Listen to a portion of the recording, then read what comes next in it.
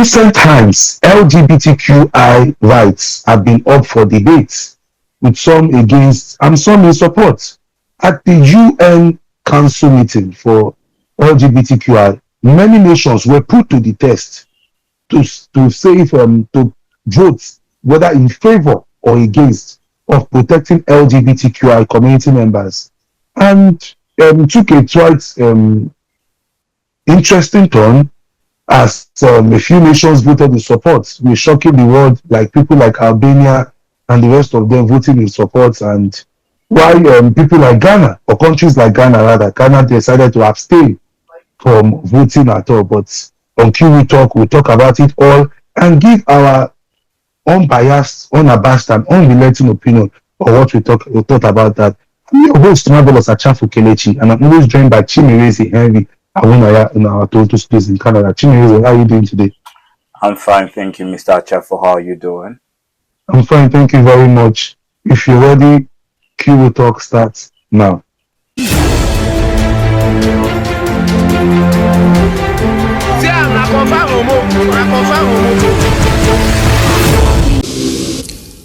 The Ministry of Foreign Affairs has observed that there are misleading reports in sections of the media that Ghana has abstained from a vote on LGBTQ++.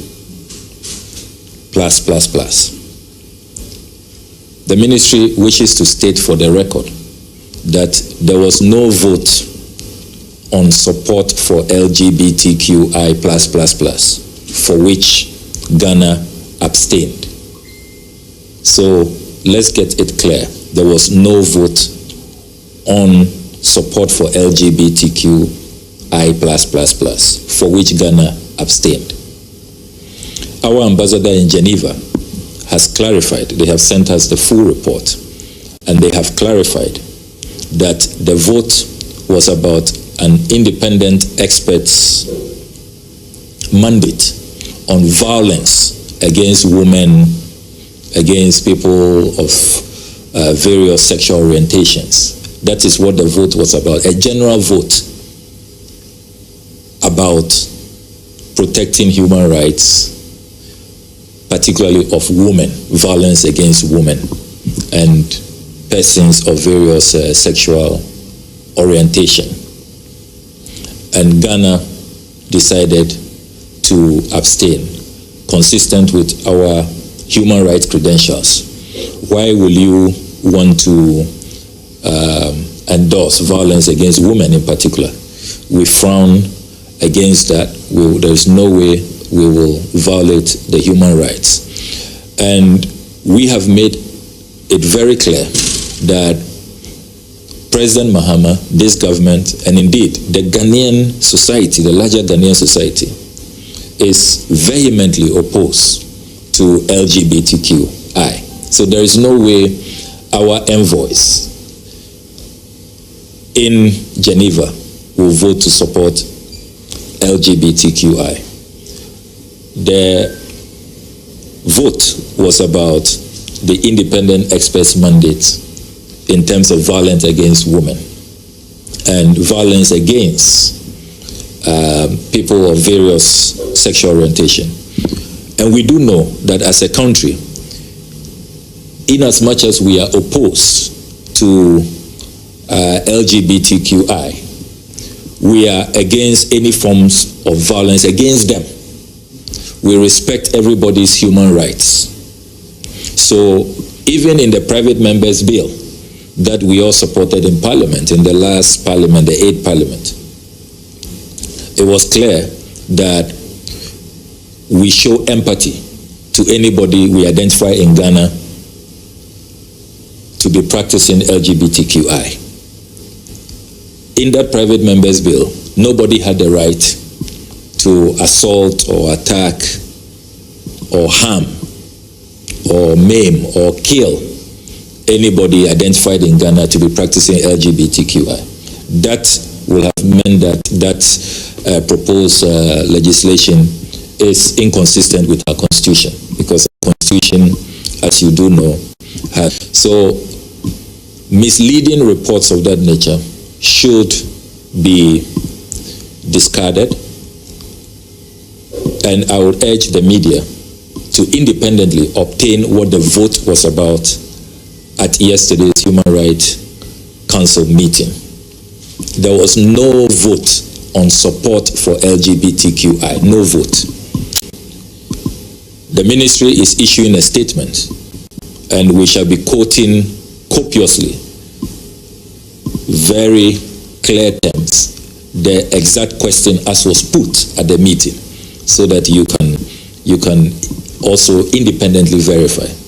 And it is clear that there was no vote on support for LGBTQI, whether you are for LGBTQI or you are against. If that was the vote, you can be assured that Ghana will have voted clearly against, because that is our position. We do not support that practice, and President Mahama has made it very clear that it will not be on his watch that he will support, or his government will endorse LGBTQI. He's made that very clear, and all of us, our religious leaders, our community leaders, our chiefs, everybody is clear about where Ghana stands on the matter of LGBTQI. So we thought that we use this opportunity, particularly as you are going to be representing us at UNESCO. So I have no doubt that President Mahama has made an excellent choice, and that you are going to champion African values, Ghanaian values, and really what should be God's given definition of who a man is, who a woman is, what is marriage, what are family values. Now, Chinese, over to you. What did you feel about that? I mean, quite an interesting one, which actually, Ghana being absent was one of the major things, which shows that maybe Ghana is shaking in their stance, because Ghana had quite strong stance against LGBTQI rights before, and they were sure to say that, oh, they are against this, and it shows that maybe they are actually having cold feet. But in speaking about cold feet, or speaking about a U-turn, one of the shocking ones was actually Kenya. Kenya had so much massive outrage for the LGBT community, even to the point of many of them, and I think a few people who complained about us, the level of homophobia going on there. So even to get it to the point of even trying to pass bills, trying to copy, I think that was the one in Uganda against the anti-LGBTQI bill. I think even to the point of even proposing death penalty for gay people. But we see Kenya making a U-turn now, and Kenya voting yes in support of LGBTQIs. Conservative Kenyan politicians and religious leaders say LGBTQ+ rights are a Western import and a new form of colonialism, and are pushing for a new bill that will further criminalize queer people. We met queer activists from across the country to ask them what their response is to these claims. They're saying that, oh, you do not deserve to go to school. I'm like, what are you trying to tell me? You're gonna influence our children to be LGBT? I'm like, hold up. What are you trying to say? Like, can we debunk what your issues really are? That argument that being African, Kenyan, and queer is impossible, then what are we? We didn't fall from the sky. I have parents who are Kenyans. I have been brought up in a Kenyan context. I went to Kenyan schools. I work in Kenya. If anything, what was imported, it's the homophobia itself. Because if we look all the way back, we still find traces of ourselves in conversations, in our languages as well, that indicate that queer people in Africa have always existed. For me, it's just the last kicks of a dying horse, because they can't say we are not African. We know who we are, and I think our African identities are equally as important. And my queerness grew here in Kenya, nowhere else. It grew, and it has grown here on the continent thanks to other Africans like me. Chinese, what do you have to say to this? To be honest, I feel like first to Ghana. Ghana not supporting LGBTQI rights is a shame to Ghana as a whole country, because I mean, they try not to vote, so if not voting, it just keeps them like in one. Because before there's no neutral place when it comes to voting for the right of LGBTQI members, because we already know that in Ghana they're already trying to pass a bill against LGBTQI persons. We know the situation that is occurring in Ghana, even though we don't see as much as keto kids on camera like in Nigeria, because Nigerian kitoris are bold and fearless. They like to show theirs. We've seen that the number of LGBTQI persons that have been attacked, that has even been unalive without being documented, has increased. We've seen the level of homophobia hitting Ghana right now. So it is a shame that the Ghana government will not vote to protect its own citizens. You know, any good country is known by how they treat everyone, and even the least person. Let us say, okay, LGBTQI persons are the least people in Ghana, but even the least of an American, even an American that is a psychopath, is still treated as an American citizen. Even an American that is a drunkard, goes anywhere, is still given that respect because that American citizen holds that citizenship. So it shows you that if Ghana do not value their own citizen and the citizenship of that passport that their Ghana citizens hold, it is a shame. And I feel like most countries don't look at it that way, because when you treat your own citizen anyhow, do you expect Americans to treat your citizens better? When you treat your citizens anyhow, do you expect the United Kingdom to treat your citizens with respect, even if you are the most celebrated person in that country?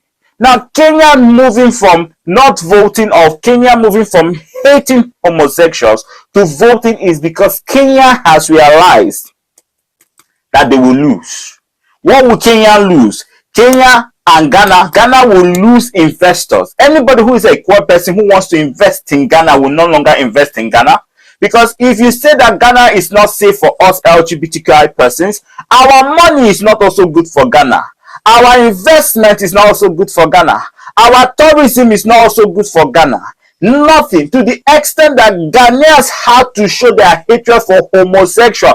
There was a trending picture of two foreign couples who traveled all the way to Ghana, a homophobic country, to go and take a picture at their national statue.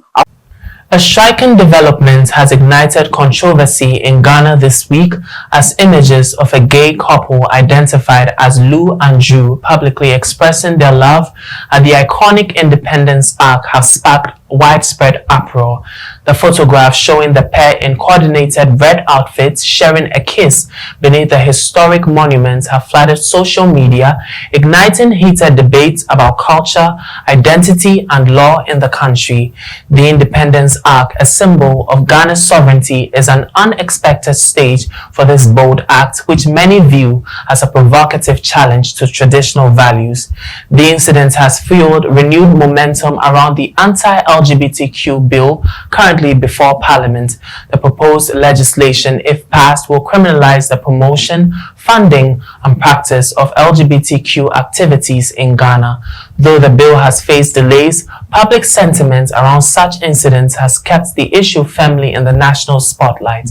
Leading the charge in condemning the act is Minister of Communications, Digital Technology and Innovations of Ghana and Member of Parliament for Ningo Prampram, Honorable Sam Nati George. In a strongly worded statement on X, the MP described the photos as abhorrent and a despicable disrespect of our national symbols. Referring to the couple as useless individuals, he called on law enforcement to identify them and apply the full rigors of existing laws. The LGBTQ community continues to face strong resistance in Ghana, where such practices are widely viewed as contrary to the country's cultural values, customs, and traditions. The recent incident involving the South African couple has sparked a public uproar, with many Ghanaians questioning why foreign nationals would come into the country, stage such acts at a national monument, and depart without facing consequences. Meanwhile, a smaller but vocal segment of the public has used the moment to call for inclusion, arguing that Ghana's national motto, freedom and justice, is a right that should extend to all, regardless of sexual orientation. I've forgotten what it's called. and they took a picture at the national monument, and the Ghana politicians came together and said, we are going to track this picture. We are going to track the data and see that if these two homosexual couples are taking a picture. But you know, easy. In being fair, did you not break the laws of the land?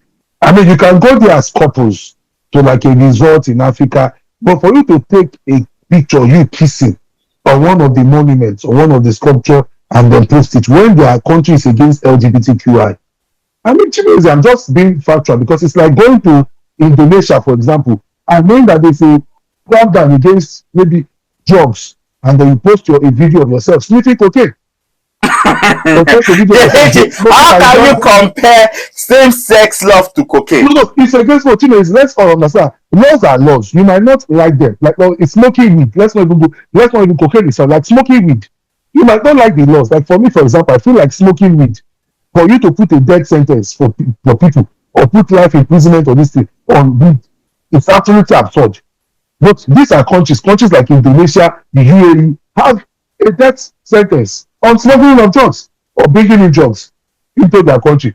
So imagine you now coming into the country, you're a popular influencer, let's just say like Mr. Beast or like Jennifer Lopez or Jennifer Hudson of this world comes to UAE or comes to Indonesia, and then they come there, smoke, have a video of them smoking in a Kenyan, maybe sculpture, in a Kenyan sculpture or something, and then when they get to the maybe America, their own country, then they post the video.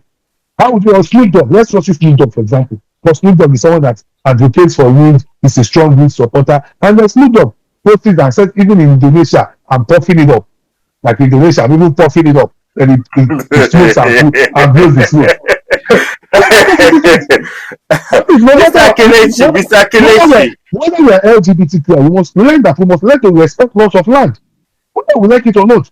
Sometimes, I mean, there's sometimes that you need to defy, or there's sometimes that they say be bold and be different. I understand.